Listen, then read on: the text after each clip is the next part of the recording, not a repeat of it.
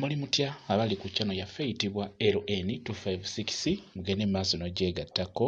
Olunaku olwaleero kuleetedde omuyimbi ayitibwa Weasel omwaka agutandise n'enkyukakyuka Mundabikaye. Weasel abadde n'enviiri empitirivu ku mutwe gwe, abadde ayina emigwa naye emigwa egyo yagisazeeko enviiri n'aziggyirako ddala ku mutwe n'akyusa sitayiro y'enviiri ze.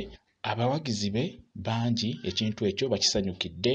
Abantu abasinga ku social media beewuunyiza nnyo okulaba nga Weasel enviiri yazisazeeko era ne bamulaga nti enkyuka gy'akyuseemu afaanidde ddala bulungi okuva bwe yasazeeko enviiri ezo, olw'ensonga nti zaamulabisizza bulungi ng'aziggyeeko.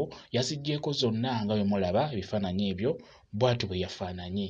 Yaziggyeeko, jjukira emabega abadde asala wansi yokka, waggulu emigwa gye ne gisigalako. Kati emigwa yagiggiddeko ddala, enviiri yazitooleddeko ddala n'aziggyako nga bwe mulaba, n'alekako entonotono wansi n'azimalako.